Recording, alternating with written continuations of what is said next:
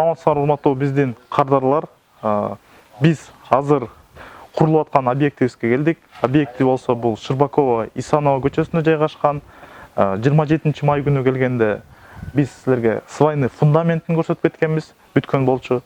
28 май күнү түштөр чамасында келип, биринчи этаждын полу жасалып атканы, бүтүп аткан учурун тартып кеткенбиз. Ал эми бүгүн болсо 29 май, саат 10:30 болду. Жумуш кызуу жүрүп жатат. Биринчи этаждын дубалдары толугу менен бүтүп, азыркы учурда акыркы бир бөлүгүн коюучу, бир эле панелдин коюучу жери калды да. Биз силерге азыр дубалдын бийиктиги жөнүндө жана канча панел кетти, кандай кылып бекитилгени жөнүндө маалымат берип кетебиз. Үйдүн размери боюнча дагы бир маалымат берип кетейин. Үй 5ке 8 болгон размерде салынган, бир этажы 40 чарчы метр болот. Бул үй болсо өзү проекция боюнча мансардный үй болот. Азыр болсо дубалдары, сырткы дубалдары бүтүп, маңдайкы бети калды да. Азыр бул жерден силерге видеодон көрүнгүдөй кылып атайын көрсөтүп берип атабыз. Мынакей биринчи этаждын полуна орусча айтканда обвязывающий брус деп коебуз. Кыргызча болсо байлантма тактай жатат. Ушул тактайдын үстүнө анан сип панель кийгизилет да. Ал эми бул жак бетинен көрсөңөр болот. Бул жердеги сип панелге болсо 7ге 15 болгон тактай турат, брус.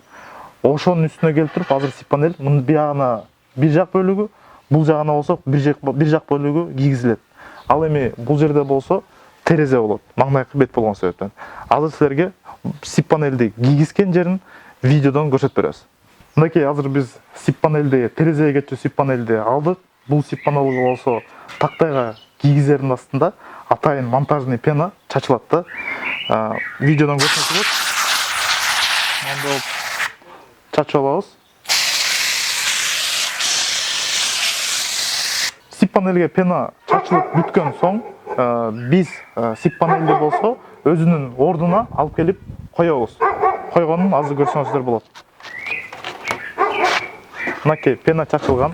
Бул жерден азыр пена чачылган. Пена болсо азыр дагы көпкөндөн кийин клей мында функциясын аткарат да. Ал бекитип, тактайлар бириккен жерде мост холлода болбош үчүн ошол жерди заполнять этет да. Мынакей биз азыр сип панелди койдук. Бул жерде айтып кеткендей терезе болот.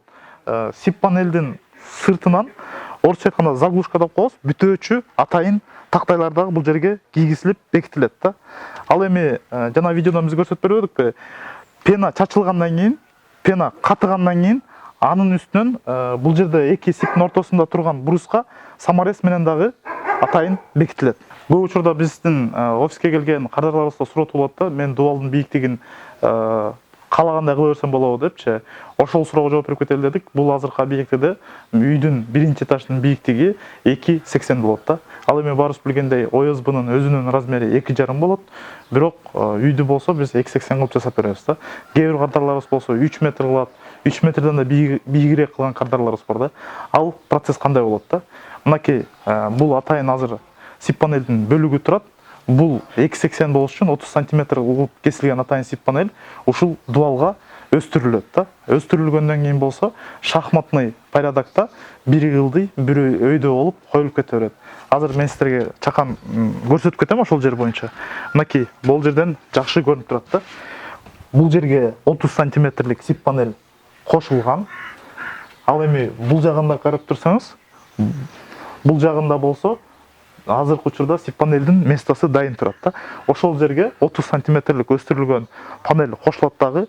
Ошону менен үйдүн бийиктиги 2,80 болуп, кардардын каалоосундагыдай үй чыгат. Эң негизги суроо бул канча каражат сарпталат деген суроо да.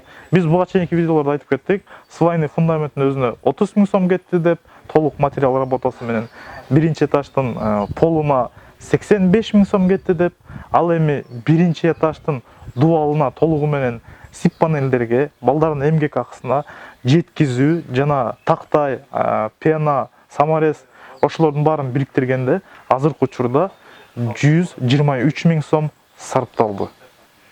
Биз кийинки видеолордо дагы кылынган жумуштардын бааларын жана эмнелер кылынып аткандары жөнүндө силерге маалымат берип турабыз.